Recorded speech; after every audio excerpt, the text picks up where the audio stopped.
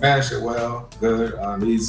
These days that we've had off have been really good, and you know we all get a chance to rest up a little bit before we get it going again.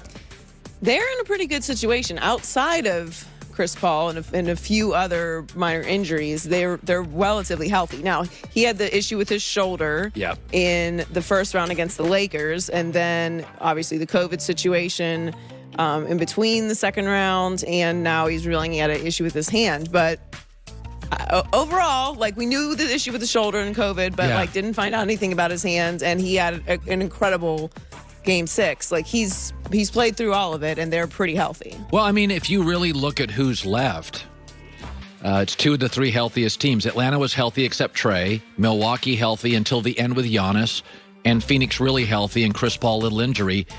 This is something we've discussed sort of ad nauseum. It's like health is becoming a real situation. And also, the NBA, although it's not football physical or UFC physical, the referees do allow more physical play in the postseason. It's still a contact sport. Yeah, and it adds a layer of physicality in the playoffs. Referees historically, watching the league for all the years we have, they pull back a little in the playoffs. They let the players decide games. And so you've noticed this last 5-6 years. You know, these players in great shape, and the regular season's a little more casual. The defense isn't quite as intense. And then the playoffs come around, and everybody mans up, and it's body on body, and you're getting health is now, over the last several years. I mean, let's face it, the Raptors won a title because the Warriors fell apart. And the dynasty in Golden State would not have been as great if Chris Paul didn't get hurt when he and Harden were together in Houston. So this is not like a new thing. It's not a condensed schedule thing. Like, health is determining these NBA playoffs last half decade. Yeah, no, it's not a new thing. And it's why it's kind of hard to point at what it feels like. There are more injuries. It feels like the injuries are caused by the shortened off season, and maybe some of them are. But there's always injuries, and they always affect the end of the season. And many breaks have to happen for you to win a championship. And sometimes it's the best player on the other team gets injured in the middle of the series or the series before, and they're not 100%. I mean, look at Trae Young. Like, that's not a condensed season. Like, it was a complete freak accident. Well, the last great dynasty we had was Golden State. So they won before Durant got there, and then Kevin gets there, and they're unbelievable. And by the second year, though, the second year of that great team, just think how great that team was. They had KD, Steph, and Clay in their prime, and Draymond in their prime. I mean, that's an unbelievable team. That's 4 potential Hall of Famers. By the second year in the playoffs, injuries, you miss a couple guys, you started to see holes in the Warriors. So even when teams are great, and I don't think either of these teams is all-time great, you were in Miami, you know the Heatles very well. They lose the first and the last. Their second championship, they rolled through the league. But even when you get the greatest players, this stuff is hard. Well, also, if you are on a dynasty or a great team, you're playing later into the season, and you're going to do that year after year after year. That's why when we talk about LeBron and how many seasons he's played, we have to tag on how much he's played in the postseason as well, because that really adds 3 more seasons to his career, like how many games he's played. And everybody isn't LeBron. Like, LeBron is overall an Iron Man. Like, anyone is going to wear down playing that many more games. So the Suns are favored by 6 in Game 1, and they are also favored overall, according to Fox Bets, to win the series, -182, Bucks +155. So Trae Young had an incredible run during the playoffs, but it came to a halt in Game 3, as we were just discussing, when he injured his foot. He was unable to play in Games 4 and 5, but powered through Game 6. He said it was very difficult not being healthy in the last games of the season. For me, not being able to be out there for my team for 2 games, and then tonight, just wanting to battle and try to fight through it as much as I could, and try to be out there for my team. It's definitely frustrating not being healthy and not being able to give my full 100%. I feel like we'll be back, and it's a pretty good movie with a good open and a good finish, but there's like this 12-minute story arc in the middle that doesn't quite connect, and that's the Aaron Rodgers story. Jake Plummer, former Bronco quarterback, came out and said, I think he can come into Denver and crush it. There's a story that Denver is still monitoring the Green Bay situation and is still interested in Aaron Rodgers. My opinion, they should be. I think if you put him with that roster, they're very, very interesting. I don't think it guarantees anything. Patrick Mahomes is in that division. Andy Reid's in that division. But it does make that division really fascinating. But here's the thing. These stories sound interesting, both the stories about Denver and Green Bay today, but we've got to be honest about it.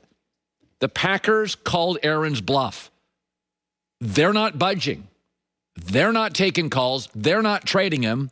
And they're not going to fire any executives. And they know Aaron, and they've had him for 16 years, and they know him. And they know he doesn't like ugly. He doesn't like uncomfortable. And the minute this situation got contentious, I mean really contentious, what happened? Aaron went to Hawaii, gets away from all the nonsense, and sends some friends out to become available for press interviews that say stuff like, hey, it's fixable. And they sue the hot coals. You know, they kind of bring the temperature down. And Green Bay is telling you, we don't think Aaron has the stomach for it. Now, it's different in Seattle with Russell Wilson.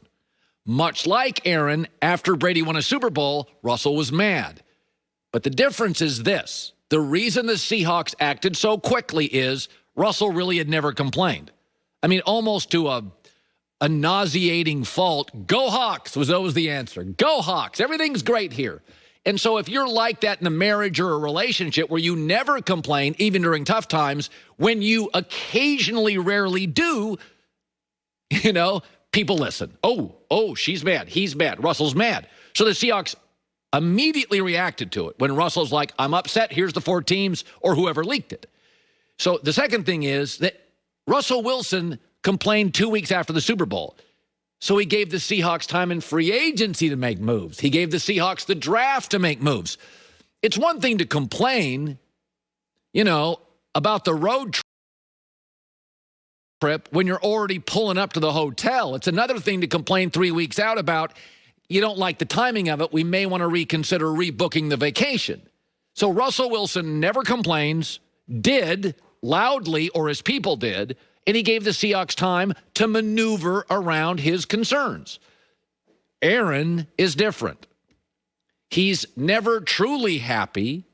So when Aaron complains, there are going to be, like any relationship where somebody is generally unhappy, can be passive-aggressive, there's a little bit of an eye roll with it. And the second thing is, Aaron did it after free agency and leaked his information through sources the day of the draft. It's a little late. And so Green Bay has decided, you know what this really is? It's a public tantrum. And how do parents, most parents, handle tantrums? Stay firm, hold your ground, and eventually he'll fall asleep. And I think that's what Green Bay's decided to do. We've seen this before. We know the way you did it. You didn't give us time to do anything. In the end, it's a public tantrum. We're going to stand our ground, and you're going to come back. Because we have your rights, and we're not going to trade you. And you're not going to give up $30 million. And so when I read this story this morning, you have the 2 quarterbacks in their mid-30s in this league that are fantastic, Hall of Famers, Russell and Aaron. And whether or not you like one or the other, Russell, who has mostly hidden his feelings, got the news out there, but it's so rare that he complains that Seattle reacted to it immediately. It's probably a great lesson for all of us in life. If you're going to complain, do it loudly, but do it infrequently. If you do it casually, passive-aggressively, often, it becomes an eye roll. And I think the Packers look at Aaron and just go, we've been through some of this stuff. This is worse, but we've been through some of it. Russell Wilson's case, it was like, uh-oh, he's naming cities. Ciara and Russell aren't happy. Let's take care of it. And so, I mean, all these stories are great, but I said this 3 weeks ago with Joy as my witness. When the story got out that Aaron had rejoined the Green Bay Country Club, my takeaway was, well, the time to golf is July, August, and September in Green Bay. He's not holding out. He's going to come. He's going to be great. He's going to work hard. It'll get Jordan Love some extra snaps. But in the end, all these stories, believe it when I see it. I think he'll be a Packer this year. Joy with the news. No. Turn on the news. This is the Herd Line News. Chris Paul revealed after clinching his spot in the NBA Finals that he played with a partially torn ligaments in his right hand against the Clippers, and he was asked how he had been working